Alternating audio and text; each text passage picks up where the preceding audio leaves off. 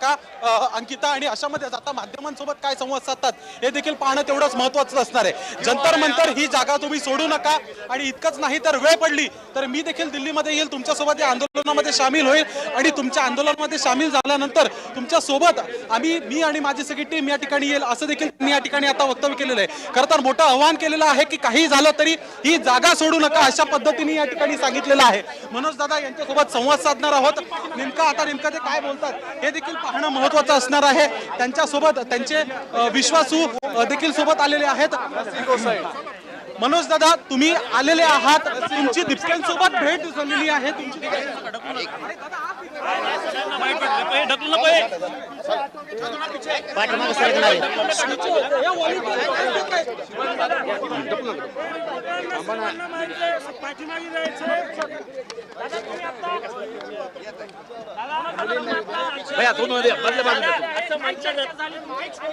दादा असं म्हटलं जातं हिमालयाच्या मदतीला सह्याद्री धावला, सह्याद्रीच्या सह्याद्री मदतीला आलेला आहे। दोन्ही मराठा तरुण महाराष्ट्रीयन आहात तुम्ही, आणि एकाने दिल्ली जागवली, एकाने राज्य गाजवलं।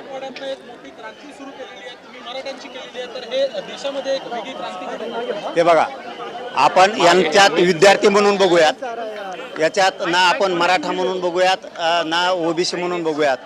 गोरगरिबांचे लेकरं देशभरातले आणि त्या गोरगरिबांच्या लेकरांवरती अन्याय जर दिल्लीमध्ये होतोय, दिल्ली ही आमच्या देशाची राजधानी आहे। आम्हाला जर देशात कुठं न्याय नाही मिळाला तर आपण राजधानीत येतो न्याय मागण्यासाठी। इथं गोरगरिबांचे लेकरं विद्यार्थी न्याय मागायसाठी आलेत, आणि सोनमजी या ठिकाणी आंदोलनाला बसले, आणि त्यांच्यासोबत अभिजित भैयासुद्धा बसले। आपण त्यांना साथ दिली पाहिजे, कारण क्रूरपणानं जर सरकारनं त्यांच्यावरती हल्ला केलाय तर आपण मदतीला का जायचं नाही?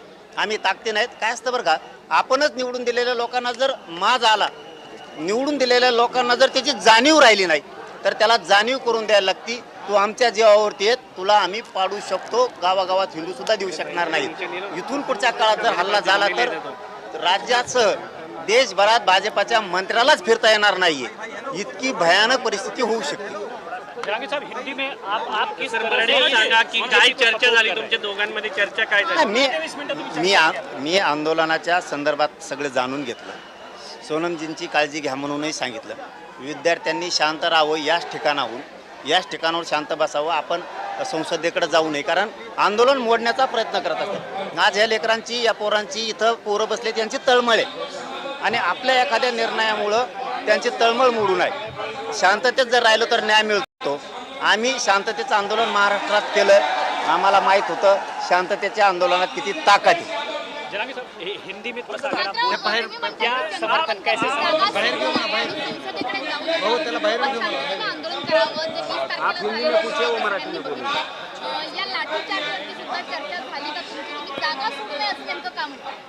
हे बघा, शांततेत आंदोलन करायला लोकशाही मार्गानं कोणीही रोखू शकणार नाही। इथून जर जागा सोडली तर हे सरकार हल्ला करतंय आणि पुन्हा मोडून काढतंय। जंतर मंतरची जागा ही आंदोलनासाठी, या ठिकाणी आपल्याला शांततेत आंदोलन करायला कोणीही रोखू शकत नाही। जर शांततेत आंदोलन करायचा रोखायचा प्रयत्न केला तर यांना आपल्या गावात येता येणार नाही, यांना आपल्या जिल्ह्यात तालुक्यात येता येणार नाही। यामुळं त्यांना सांगितलं की शांततेत इथंच बसून करा।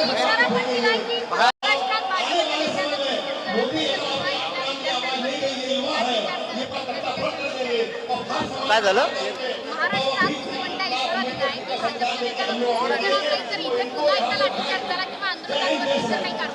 हे बघा, एवढी ताकद नाही त्यांच्यात। यंदा त्यांनी हल्ला केला, आता देश उभा राहिला या आंदोलनाच्या पाठीशी। फक्त कोणाकडून राजकारण होऊ नये, आमच्याकडून पण नाही आणि आंदोलकांकडून पण नाही। राजकारण नाही झालं, आपण विद्यार्थी म्हणून लढाई जर उभा केली तर लोक पक्ष सोडून देतील आणि या विद्यार्थ्याच्या पाठीशी उभा राहतील। चलो, धन्यवाद।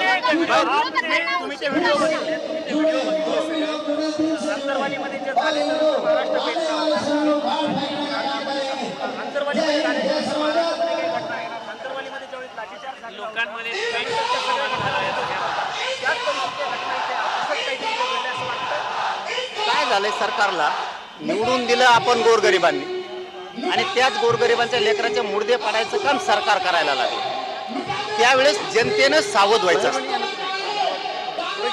भाजप म्हणून चालत नाही, महायुती म्हणून चालत नाही।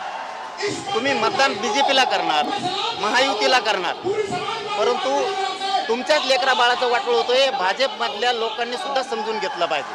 पक्ष जास्त मोठा मानायचा का स्वतःचं लेकरं मोठे मानायचे, हे भाजपच्या सुद्धा मतदान केलेल्या लोकांनी ओळखलं पाहिजे.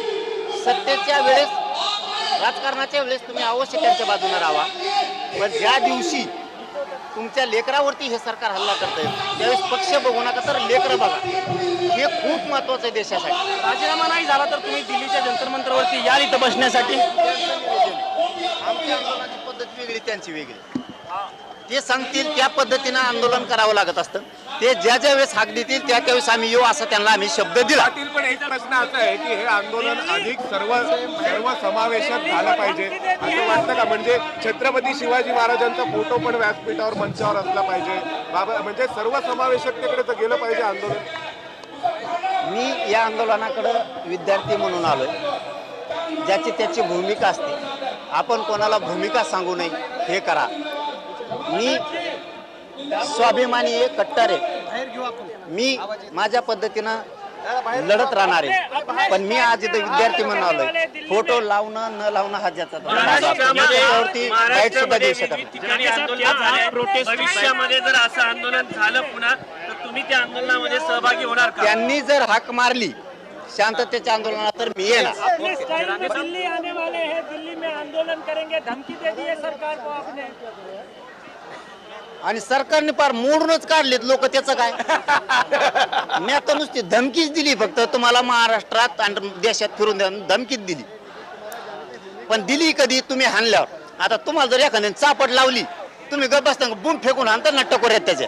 आमचे लेकरं गोरगरिबाच्या खेड्यातून आलेत आणि तुम्ही इथं, दिल्ली आमची राजधानी आहे, दिल्ली म्हणजे प्राण आहे या देशाचा.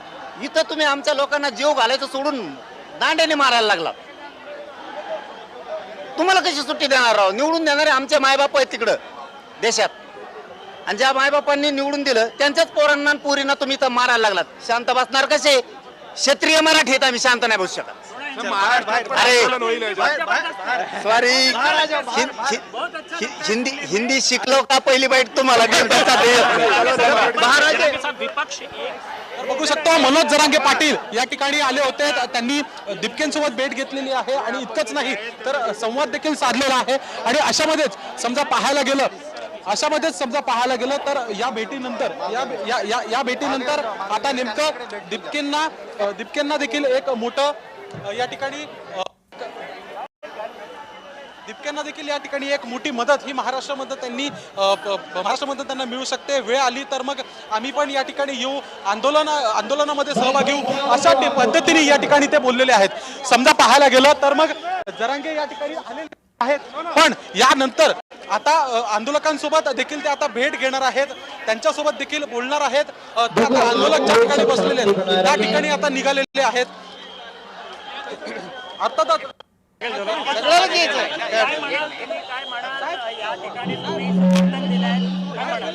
भाई कोई भी उल्टे सीधे नारे ना लगा प्लीज. गोदी मीडिया यहाँ है ही नहीं जी. ये जितने भी हमारे जो साथी पत्रकार आ रहे हैं, आप सब गोदी मीडिया वाले अशा पद्धतीने या ठिकाणी त्यांनी सांगितलं. नेमकी ही 20 मिनिटाची भेट झाली. त्यानंतर त्यांनी हे देखील आवाहन केलं की काही झालं तरी तुम्ही मात्र हा परिसर सोडू नका, ही जागा तुम्ही सोडू नका. जागा तुम्ही सोडली तर मग एक वेगळं या